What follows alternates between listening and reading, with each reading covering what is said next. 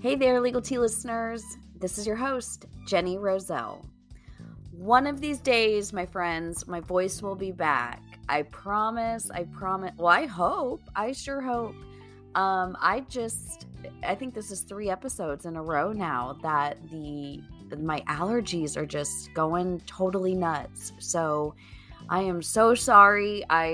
It's either I pause doing episodes or we have to deal with my voice. So so here I am.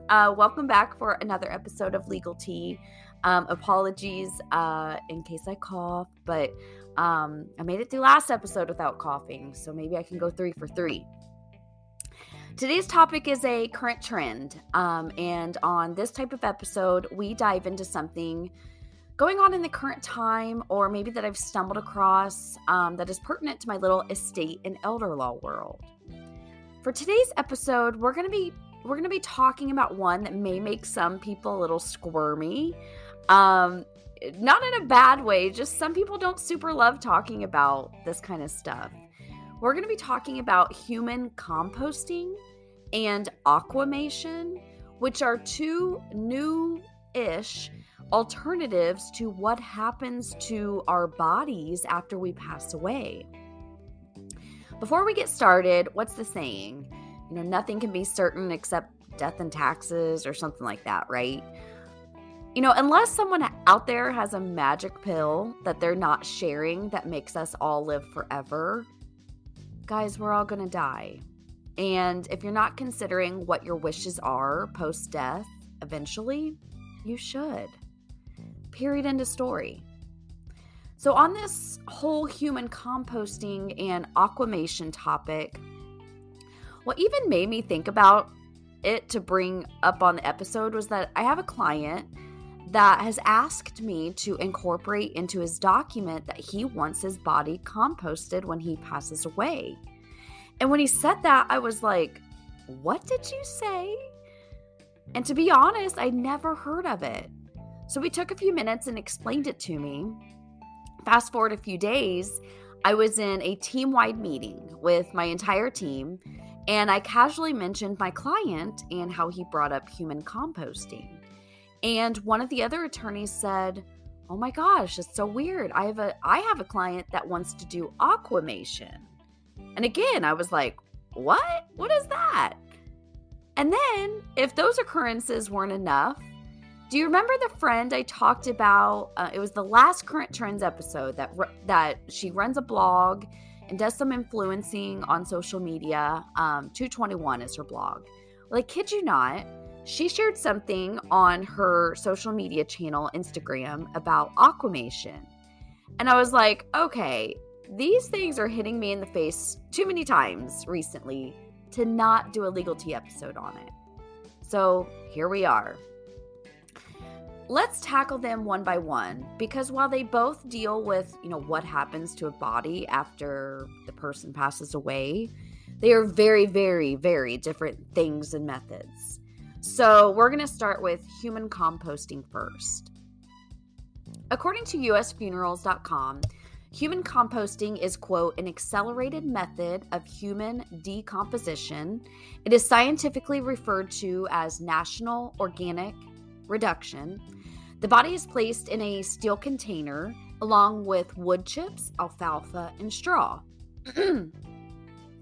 Oxygen and heat are applied to the container to speed the process of decomposition, end quote. And if you go to the source links for this episode, you will find the link to the website. And on the website, there's some really cool pictures of what all this kind of looks like. And it's kind of cool if you want to check it out. Anyway, the process in total usually takes about 30 to 45 days from start to finish. The same website continues with its description by sharing, quote, the contents of the cylinder are blended regularly through the process to help break up remaining fragments. When the body is fully composted, the cylinder produces 1 cubic yard of soil. Any organic medical implants are removed from the soil, end quote. Therefore, as you probably gather with all this, the attraction to this method is that it's supernatural and very eco-friendly. You may be wondering, this is a rather new form of death care, and because of its newness, human composting is not legal in every state yet. The state of Washington was the first. They legalized it in 2019. And after Washington made it legal, a number of other states started jumping on board. Since this is really being left up to the states to decide, every state is handling the issue in their own manner and timing. I found a website, earthfuneral.com, that is tracking the progress of states dealing with human composting that I have linked in the source links for this episode. Currently, as of the date of this episode, 19 states have either introduced legislation or passed legislation on human composting. And of those 19, they are sort of all over the place. Like, for example, California has passed the bill, but it won't take effect until 2027. Or like Hawaii was one that I counted because they did introduce legislation, but the bill did not pass. So it's a no-go there right now. Since this podcast is based out of the state of Indiana, I like to drop little tidbits about Indiana when I can. And Indiana so far is not one of the 19. There is nothing that has been proposed here to make it legal. Before we shift to Aquamation, here are a couple final things that I wanted to mention about human composting. First, I wanted to touch on how human composting is technically more of an eco-friendly option than more traditional methods. As U.S. Funeral's website shares, human composting claims to use 1/8 of the energy that a flame cremation uses. Additionally, flame cremation produces so much carbon dioxide that it's equivalent to burning 800,000 barrels of oil for a single individual. That is crazy to me. I had no idea of that. And the second thing that I wanted to briefly touch on this topic is how it's been received by various religious factions. The U.S. Funerals website shares that there has been, quote, a less enthusiastic response from certain factions who perceive human composting as rather gruesome and icky. The Catholic Church has actually denounced human composting as disrespectful, which was a similar reaction they originally made to the introduction of cremation, end quote. So human composting is definitely an idea, a topic that is new and slowly getting embraced. I'm sure at some point in the future, it will simply just be another option available for, post-death care. But right now it's just still very new, and people and, institutions and places they're just all kind of embracing it at different times and methods. Alrighty, let's shift to Aquamation. So let's start with what it is. According to Response Solutions, which is a company in the Aquamation space, Aquamation is, quote, a method of final disposition with the scientific name for the water-based process being alkaline hydrolysis. I'm not a science major, so bear with me. It is the same process that occurs as part of nature's process or nature's course when a body is laid to rest in the soil. A combination of gentle water flow, temperature, are used to accelerate the breakdown of organic materials, end quote. And you want to hear something kind of cool about this company, Response Solution? I merely started researching Aquamation and found their website to be super helpful.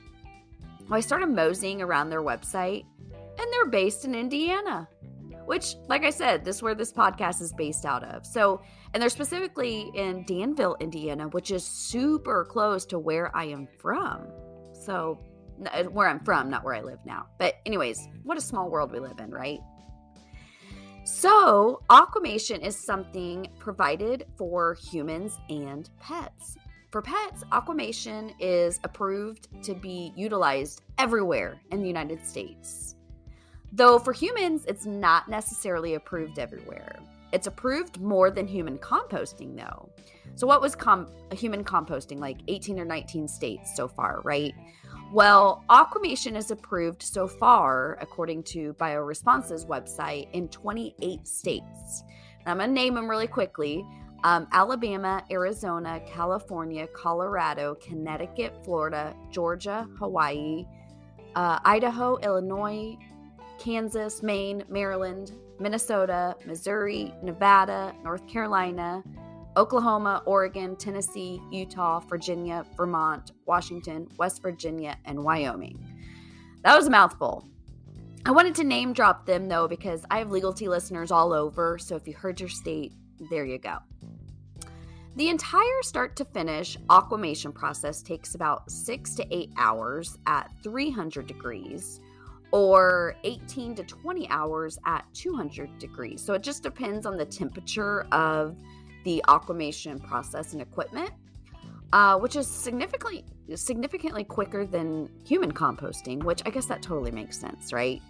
And to compare aquamation to flame cremation takes about 1 to 3 hours at about 1600 to 1800 degrees temperature. And furthermore, like human composting, aquamation is becoming a more and more popular option for body care after we pass away because it's incredibly eco-friendly. As Bioresponse's website shares, there are no direct emissions. I need to quote this. So, quote, there are no direct emissions of harmful greenhouse gases or mercury to the atmosphere. The process does not burn any fossil fuels and it is very energy efficient. Greater than 90% energy savings compared to flame cremation with 1/10 of the carbon footprint, end quote. And you can definitely see how, these new alternatives of human composting and aquamation really promote this idea of being friendly to our environment, which really speaks to a lot of people.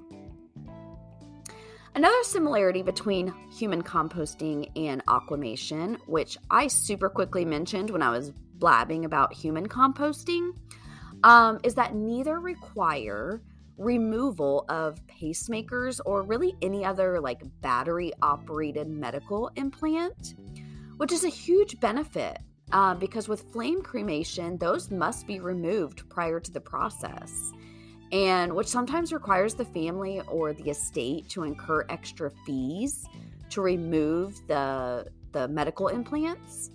But with human composting and aquamation, it's a non-issue because both methods allow for such medical devices to be recovered and recycled at the end of the process. That even includes like metal implants, which I have, I broke my leg a handful of years ago, and I have a whole sling of metal in my left leg. So that's kind of what they're talking about here, metal implants. So as Bioresponse's website shares, the quote, metals are clean, sterilized, and look brand new after the process. Metals are recycled through a metal refiner to be made into new materials, end quote. Supposedly, the metal implants post flame cremation and post aquamation are like night and day. Bioresponse even has pictures on their website of metals post flame cremation and post aquamation. So if you care to check it out, you can go to the source links in my episode. So as I wrap up this episode, I think this topic for this episode is exactly why I like doing this podcast. It forces me as an attorney, as an estate and elder law attorney, to research things in fields that directly or indirectly relate to my estate and elder law field. It really helps me and makes me stay on top of issues and current things like human composting and aquamation, which honestly helps me become a better attorney. It makes me become a better attorney to my clients. Alrighty, I am out of time, my friends. My voice is going to give up on me anyways, so if I don't wrap up, I should. Next week's topic is on estate planning of the rich and famous. And on that episode, we're going to dive into what happened estate-wise following the passing of someone that's not super well known, but she was quite wealthy. Her name is Leona Helmsley, And why I'm so excited to dive into her estate is because she supposedly left a huge chunk of change in trust for her dog. And I totally love that. So we will dive into that next Tuesday, Legal Tea listeners. Until then, stay well, and I'll talk to you soon.